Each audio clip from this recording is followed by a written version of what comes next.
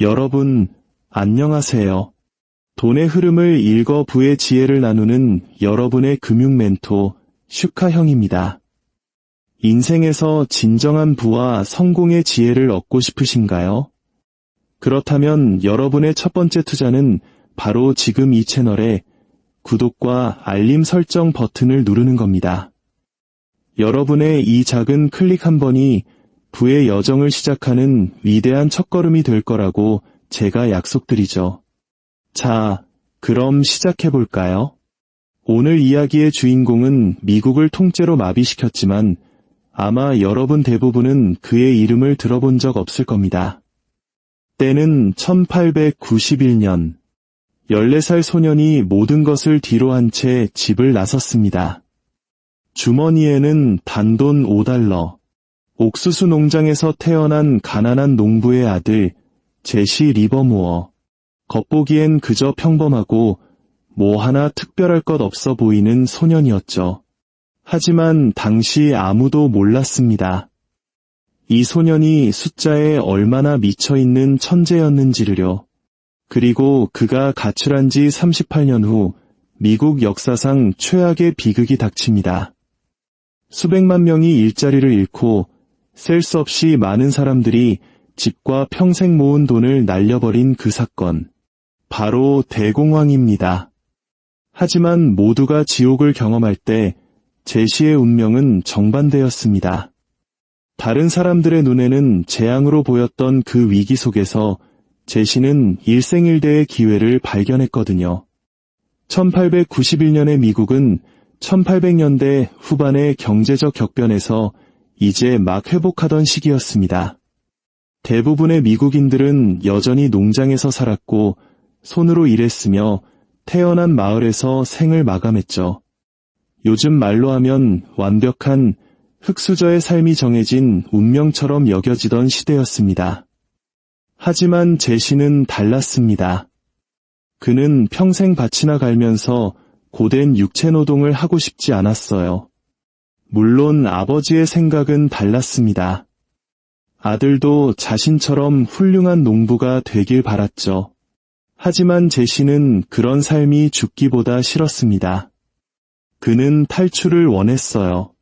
사실 제시는 평범한 아이였지만 곧 자신이 숫자에 비상한 재능이 있다는 걸 깨닫게 됩니다. 그의 어머니 로라 역시 아들이 수학적인 두뇌, 다른 사람들은 보지 못하는 패턴을 읽어내는 능력이 있다는 걸 눈치챘죠. 학교 교장 선생님마저 제시의 어머니에게 아드님은 농장에서 재능을 낭비하고 있습니다. 라고 말할 정도였으니까요. 결국 어머니 로라는 결심합니다. 어느 쌀쌀한 가을 아침, 아버지가 멀리 떨어진 밭으로 일하러 나간 사이 로라는 아들의 주머니에 $5 지폐를 찔러주며 그를 자유롭게 풀어줍니다. 보스턴으로 가거라. 내 머리와 재치를 사용해서 농부의 삶에서 벗어날 방법을 찾아. 하지만 로라는 몰랐습니다. 그녀가 세상에 풀어놓은 아들이 월스트리트 역사상 가장 뛰어나고 또 가장 파괴적인 트레이딩의 괴물이 될 줄은 말이죠. 제시는 희망을 품고 보스턴으로 향했습니다. 당시 미국의 분위기도 제시의 마음과 비슷했어요. 산업혁명 덕분에 농업사회에서 경제대국으로 변모하며 미국 전체가 낙관론에 휩싸여 있었죠. 사업가들은 주식에 투자하며 부를 축적했지만 이건 그들만의 리그였습니다. 대부분의 평범한 미국인들에게 주식시장은 그저 초보자들만 들어갈 수 있는 미지의 세계, 그들만의 놀이터였을 뿐이죠. 당시 미국 노동자의 연봉이 약 $400였는데 앤드루 카네기나 존 록펠러 같은 백만장자들은 완전히 다른 우주에 사는 사람들이었습니다. 하지만 보스턴에 도착한 제시는 이 모든 통념을 깨부술 준비를 하고 있었죠. 그의 첫 직장은 보스턴의 한 증권사에서 주가를 칠판에 적는 보드보이였습니다. 말 그대로 고객들이 볼 수 있게 큰 칠판의 분필로 주가를 받아쓰는 일이었죠. 그런데 일을 하면서 제시는 자신이 칠판에 휘갈겨 쓰는 숫자들의 미세한 움직임을 연구하기 시작합니다. 그리고 그 숫자들 속에서 베테랑 트레이더들조차 놓치는 어떤 패턴을 발견하게 되죠. 불과 몇 달 만에 제시는 놀라운 사실을 깨달았습니다.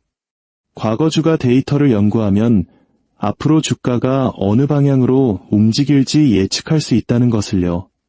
이건 단순한 운이나 내부자 정보가 아니었습니다. 순수한 수학적 직관이었죠. 16살이 되던 해 제시는 모아둔 돈으로 자신의 첫 번째 진짜 거래에 나섭니다. 벌링턴 주식에 베팅했고 생애 첫 의미 있는 수익을 올리죠. 물론 액수는 미미했습니다. 하지만 이 작은 성공은 제시의 사고방식을 완전히 바꿔놓았습니다. 그에게 승리는 단순히 돈을 버는 것이 아니었습니다. 자신이 다른 누구보다 똑똑하다는 것을 증명하는 행위였죠. 제시는 그렇게 1900년대 초까지 계속해서 자신의 트레이딩 기술을 갈고 닦았습니다. 시간이 흘러 1914년 유럽에서 제1차 세계대전이 발발하자 미국은 중립을 선언합니다. 하지만 이 중립은 고립이 아닌 엄청난 기회를 의미했습니다. 미국의 공장들은 전쟁에 휘말린 유럽 국가들을 위해 무기와 군수품을 생산하기 시작했고 유럽 국가들이 전쟁 자금을 빌리면서 수십억 달러가 미국 은행으로 쏟아져 들어왔죠. 한마디로 유럽이 파괴되는 동안 미국은 엄청난 부를 축적하고 있었습니다. 이 막대한 부의 이전이 바로 우리가 광란의 20년대라고 부르는 시대의 토대를 만들게 됩니다. 그 사이 제시의 트레이딩 경력은 흥미로운 패턴을 보였습니다. 화려한 성공 뒤에는 반드시 파멸적인 실패가 뒤따랐죠. 그는 엄청난 부를 쌓았다가 순식간에 날려버리고 파산을 선언했다가 다시 기어 올라왔습니다. 그는 마치 도박처럼 예측 불가능한 상황 자체를 즐기는 것 같았습니다. 리스크에 중독된 거죠. 1906년 그는 샌프란시스코 대지진이 주식시장을 붕괴시킬 것이라고 정확히 예측해서 하루 만에 25만 달러를 벌었습니다. 하지만 불과 2년 만에 잘못된 거래와 사기꾼 파트너들 때문에 그 돈을 모두 잃었죠. 이러한 흥망성쇠의 사이클은 제시에게 중요한 교훈을 줍니다. 시장은 그 어떤 뛰어난 개인 트레이더보다 위대하다는 것. 하지만 동시에 리스크에 대한 그의 중독을 더욱 심화시켰습니다. 1917년 미국이 마침내 1차 세계대전에 참전할 무렵 제시는 그의 인생을 영원히 바꿔놓을 한 여자를 만납니다. 그녀의 이름은 도로시 옌트. 제시는 그녀를 도치라는 애칭으로 불렀죠. 브로드웨이의 22살 무용수였던 그녀는 즉흥적이고 사교적이며 주식시장에는 전혀 관심이 없었습니다. 도치는 매력적이고 성공한 트레이더인 제시와 사랑에 빠졌죠. 하지만 결혼 초기에 제시는 그녀에게 푹 빠져 있었지만 그의 가장 큰 열정은 언제나 주식 시세 표식이 테이프 위에서 춤추는 숫자였습니다. 전쟁이 끝나고 1918년에 두 사람은 결혼합니다. 그리고 미국은 세계 경제의 패권을 장악하기 시작하죠. 제시는 화랑인 경제를 이용해 막대한 부를 쌓았고 에버모어라는 호화로운 저택을 구입합니다. 영원한 사랑과 끝없는 번영에 대한 자신의 믿음을 보여주는 아내 도치를 위한 거대한 러브레터였죠. 리버모어 부부가 결혼 생활에 정착할 무렵 미국은 쉬운 돈의 중독적인 힘을 발견하고 있었습니다. 런던을 제치고 월스트리트가 세계 금융의 중심지가 되었죠.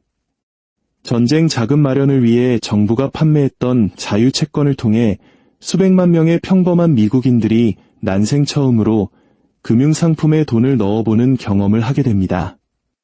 이전까지 부자들의 전유물이었던 투자의 세계에 발을 들인 거죠.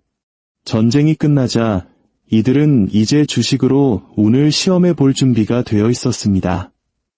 라디오가 시대의 기적적인 기술로 떠오르고 헨리 포드의 조립 라인에서는 자동차가 쏟아져 나왔습니다. 미국은 번영의 시대로 진입하는 것처럼 보였고 평범한 미국인들도 그 열기를 느끼고 있었죠. 바로 이때 금융 역사상 가장 거대한 투기 거품의 무대가 마련되고 있었습니다. 그렇다면 패턴과 추세의 천재 제시 리버모어는 뭘 하고 있었을까요? 그는 이 모든 것을 예측했을까요? 네, 정확히 그랬습니다.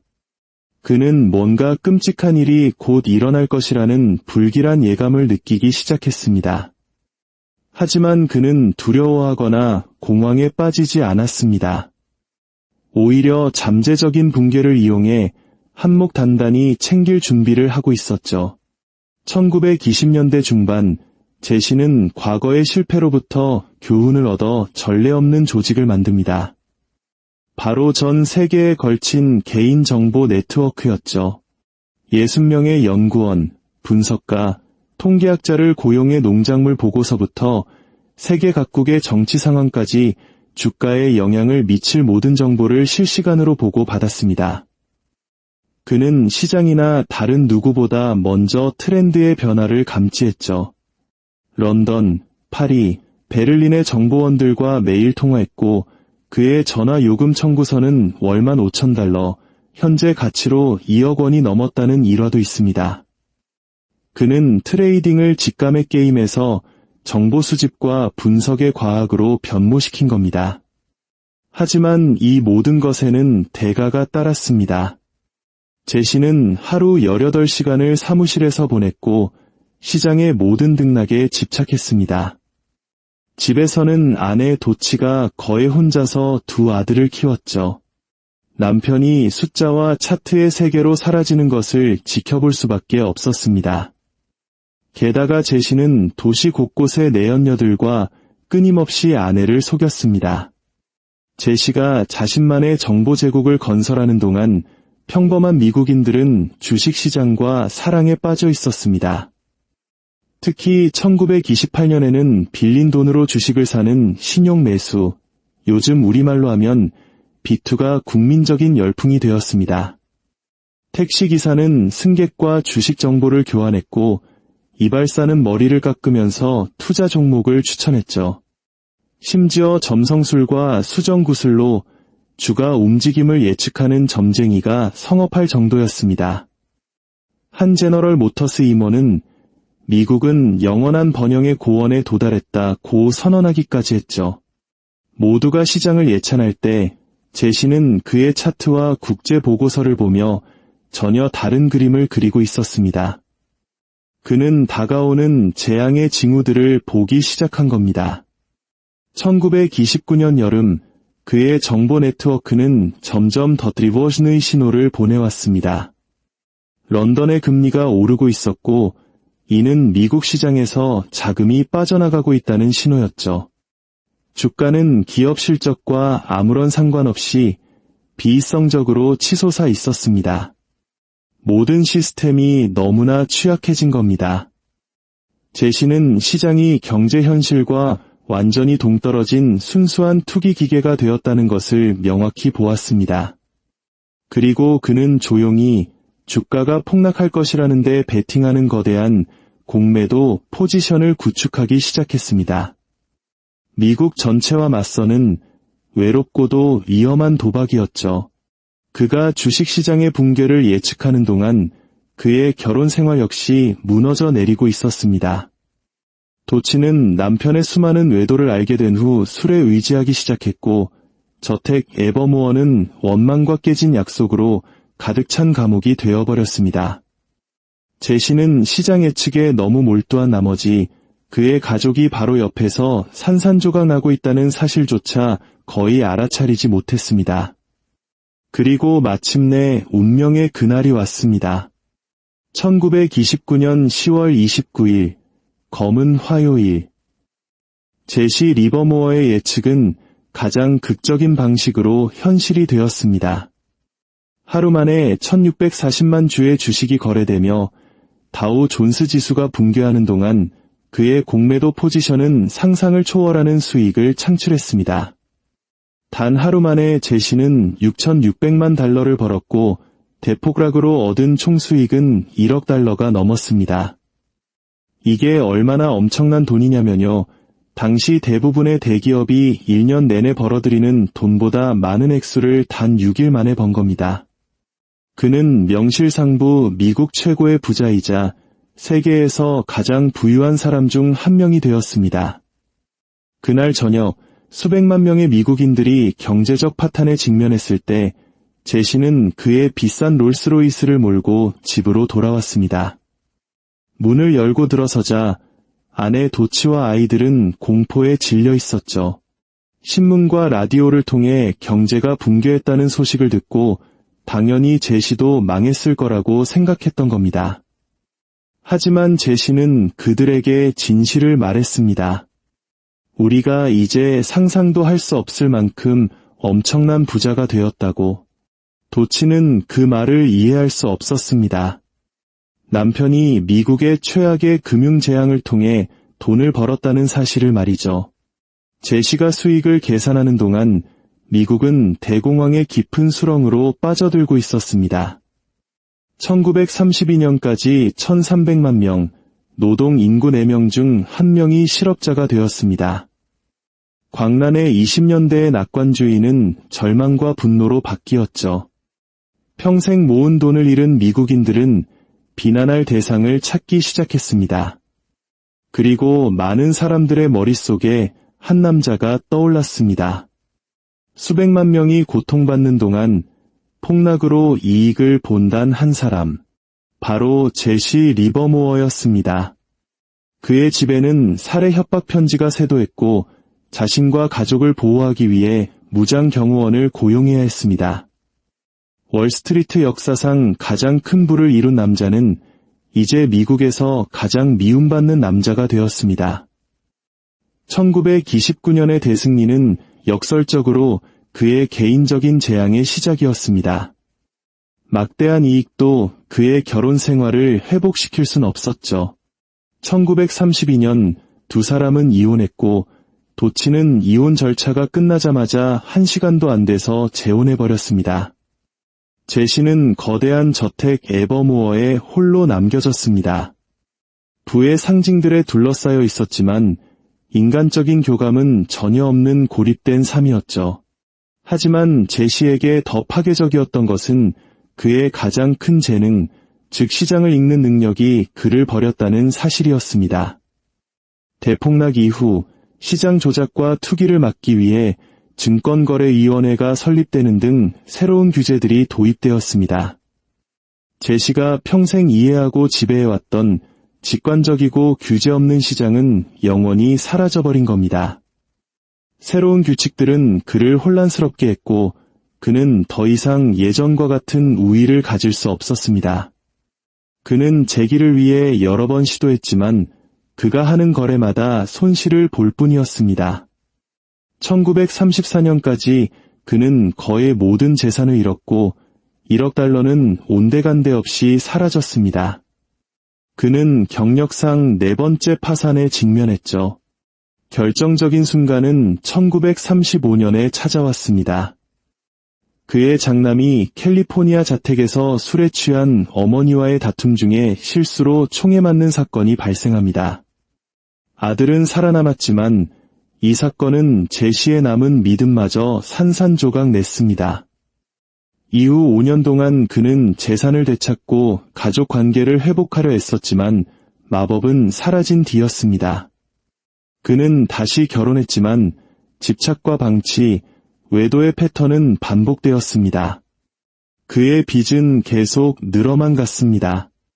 그리고 1940년 11월 28일 추수감사절, 제시는 맨해튼의 한 호텔에 들어가 술 2잔을 주문했습니다. 그리고는 남자 화장실로 들어가 스스로 머리에 총을 쐈습니다. 경찰은 그의 주머니에서 아내에게 남긴 유서를 발견했습니다. 거기엔 이렇게 적혀 있었죠. 나는 싸우는데 지쳤다. 나는 실패자. 그리고 한 문장이 계속해서 반복되어 있었습니다. 내 인생은 실패작이었다. 월스트리트에서 가장 위대한 부를 쌓았던 남자는 자신을 쓸모없는 존재라고 믿으며 죽었습니다. 돈이 행복이나 평화, 구원을 살 수 없다는 것을 보여주는 비극적인 교훈이죠. 제시는 시장을 정복했지만 그 과정에서 자기 자신을 잃었습니다. 금융적 집착이 치러야 하는 진정한 대가에 대한 경고의 이야기로 남은 채 말이죠.